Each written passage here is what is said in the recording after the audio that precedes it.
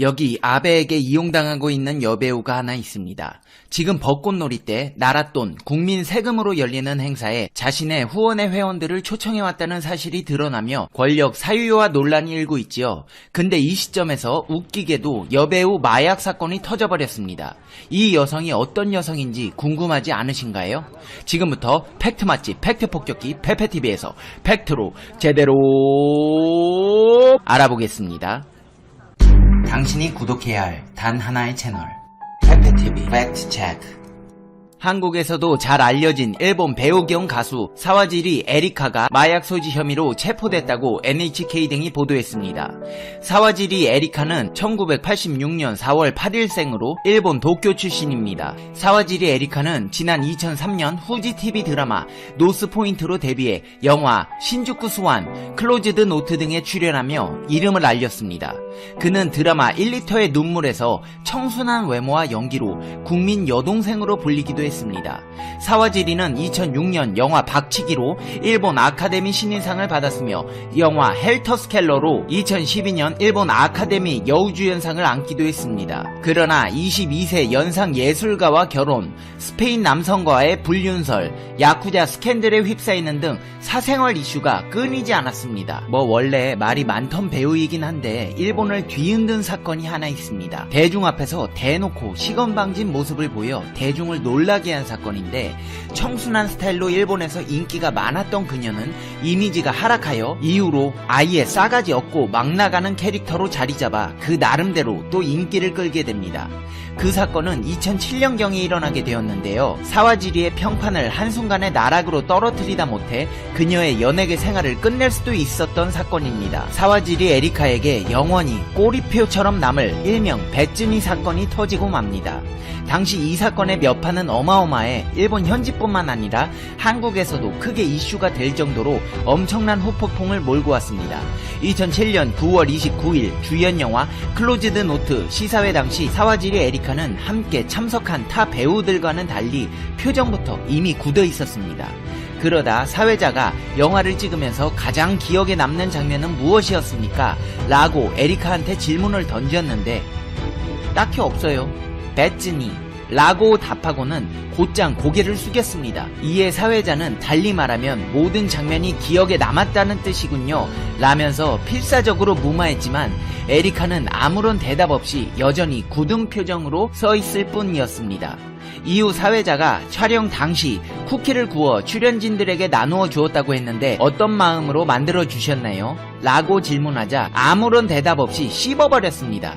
크게 당황한 사회자는 어떤 마음으로 만들었는지 알려주실 수 있나요? 라고 다시 묻자 배쯔니 별로 라고 답하고는 사회자를 잠시 노려보았습니다. 결국 사회자는 난처한 웃음으로 분위기를 수습했고 시사회 현장은 그렇게 어영부영 마무리가 되었습니다. 상황 설명으로만 보아도 기본적인 예의조차 없으며 배우가 본인 영화 시사회장에서 보일 수 있는 정상적인 태도라고는 볼 수 없기에 이 사건은 엄청난 반향을 일으켰고 이로 인해 사와지리 에리카는 하루아침 만에 추락하고 맙니다. 그녀의 무례한 행실에 대한 비판과 더불어 지금껏 대중들이 생각하고 있었던 에리카에 대한 이미지가 완전히 산산조각 나버렸다고 충격을 받는 반응이 굉장히 많았는데요. 이는 그럴만도 한 게 아무리 에리카의 성격이나 실제 모습에 대한 소문이 많았다고 해도 그 전까지 대중들에게 사와지리 에리카의 이미지는 1리터의 눈물 속 아야 같은 느낌의 청순하고 천사 같은 여자였기에 아야 같은 에리카라면 절대 저지를 리 없는 인성 논란이 일어남으로써 수많은 대중과 팬들이 큰 충격을 받았습니다.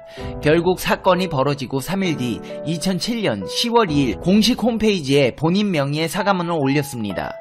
이후 아사히TV의 슈퍼모닝에 출연해 심경 고백 인터뷰를 하며 눈물 사죄를 했는데 이때 에리카의 인터뷰를 진행했던 여자 아나운서는 에리카가 울자 따라 눈물을 보이기까지 했습니다.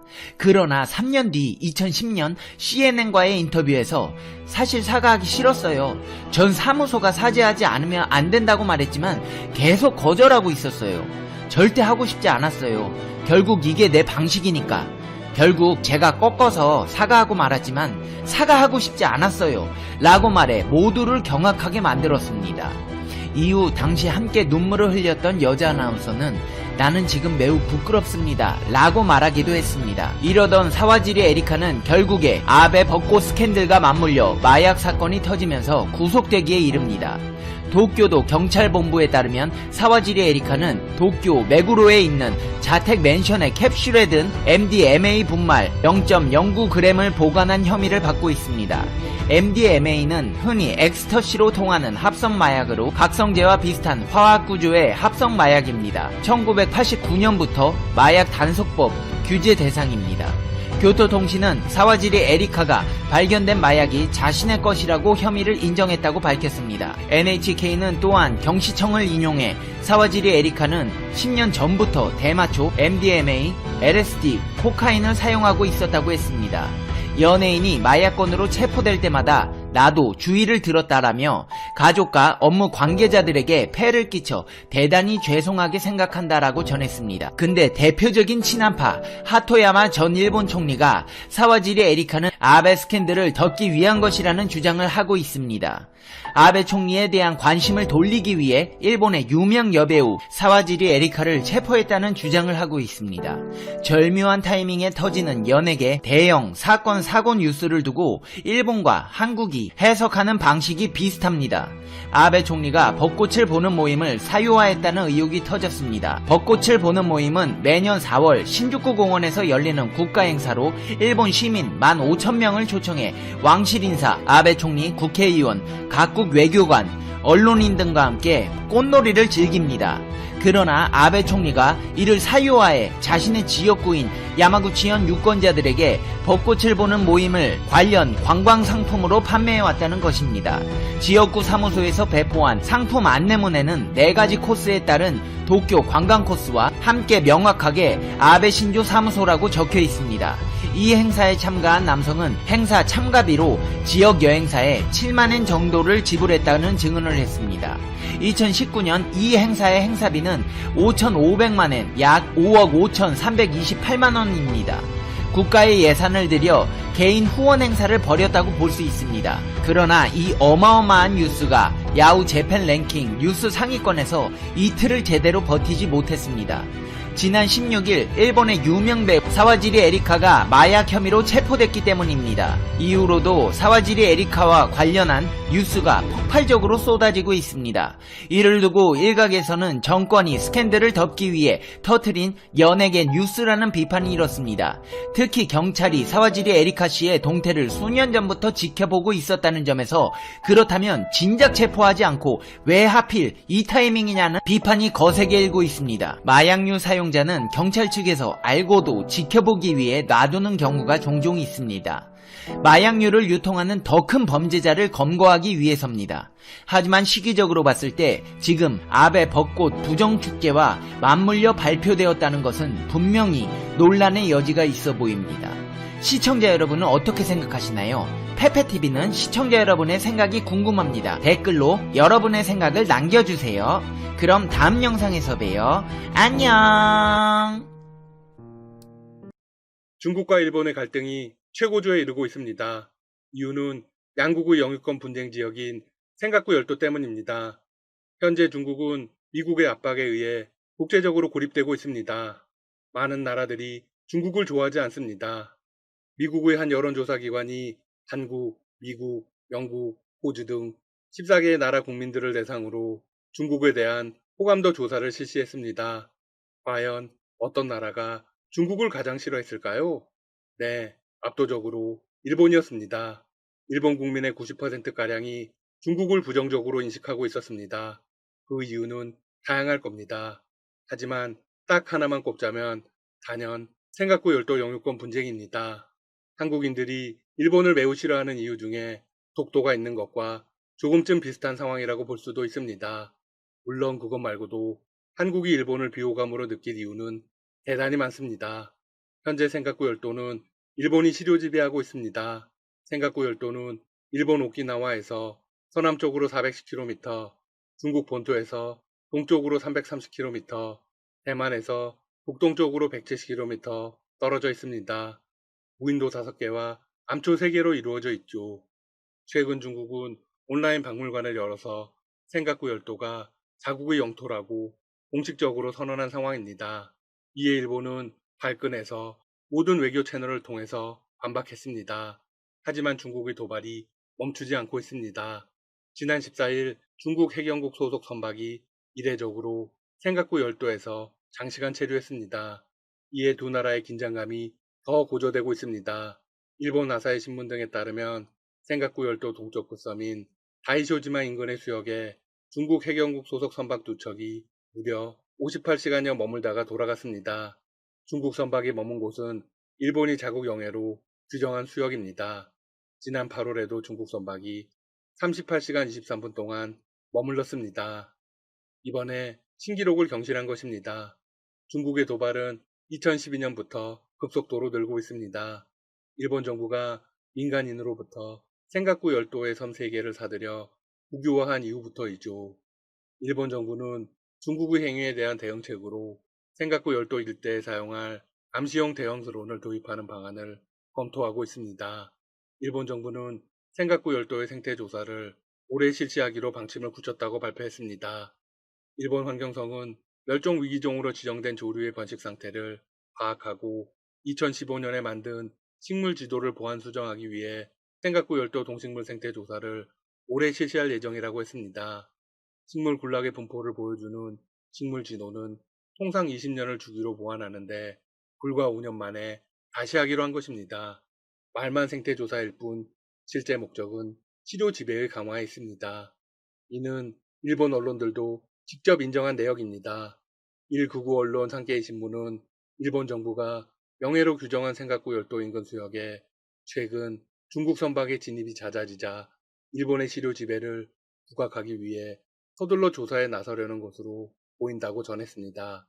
자, 그런데 센가쿠 열도는 과연 누구의 영토일까요? 센가쿠 열도는 과거 해상국가인 유큐 왕국의 땅이었습니다. 유큐 왕국은 1429년 오키나와 섬을 중심으로 146개의 섬으로 국가를 세웠습니다. 유큐 왕국은 중국의 명나라 및 청나라, 일본, 조선, 동남아 등과 활발히 교역하며 독자적인 문화를 누렸습니다. 하지만 일본에 강제로 병합돼 오키나와현이 되었죠. 일본은 청일전쟁 당시 무주지였던 센가쿠 열도를 오키나와현에 정식으로 편입시켰다고 주장하고 있습니다. 이후 미국이 2차 세계대전 당시 오키나와와 센가쿠 열도를 점령했습니다. 일본은 패전 후 미국과 맺은 샌프란시스코 조약에서 센가쿠 열도를 오키나와와 함께 자국 영토라고 인정받았다고 합니다. 미국은 1972년 센가쿠 열도와 오키나와를 일본에 이양했습니다. 하지만 중국은 1403년 명나라 영락제 시기의 문헌을 근거로 내세우고 있습니다. 자신들이 샤오이 다오를 가장 먼저 발견했고 이때부터 계속 관할권을 행사해 왔다고 주장하고 있습니다. 중국은 유쿠 왕국이 아니라 명나라의 조공을 바치는 속국이라고 강조해 왔습니다. 중국은 청일전쟁에서 패배한 후 시모노세키 조약에 따라 대만과 그 부속 도서를 일본에 할양했지만 제2차 세계대전 종전 후 카이로 선언 및 포츠담 회담을 통해서 돌려받았다고 주장하고 있죠. 일본이 내세우는 샌프란시스코 조약은 무시하고 있습니다. 중국은 샌프란시스코 강화조약 회의에 참여하지 못했기 때문입니다. 한편 중국이 센가쿠 열도에 대한 속내를 드러낸 이후 미국과 일본의 행보가 무척 바빠졌습니다. 미일 양국은 10월 26일부터 11월 5일까지 4만 6천 명의 병력을 동원해 킨소드 연합훈련을 센가쿠 열도를 비롯해 오키나와 인근 해역에서 실시할 예정입니다.